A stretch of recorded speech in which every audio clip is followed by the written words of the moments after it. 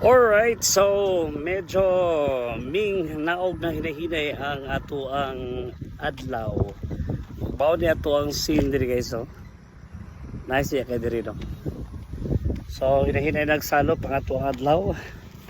It's already 5 o'clock. And then mabugnaw na po na ato ang panahon. Yes. O sa pagkakaroon sayo kini gawas ang moon. Did you see that? Are you seeing it? Yes. Kasi kayo mga daalan, no? Yan. Yes. Hapon na, bugnaw na, linaw na.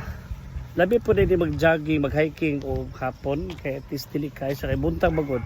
Dili jud ko ka panahon sa buntag kay busy kayo mapadulong magudta og eskwelahan. Sa sightseeing tagamay diri guys, oh.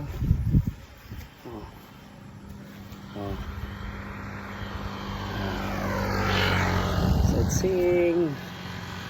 Nice ang area.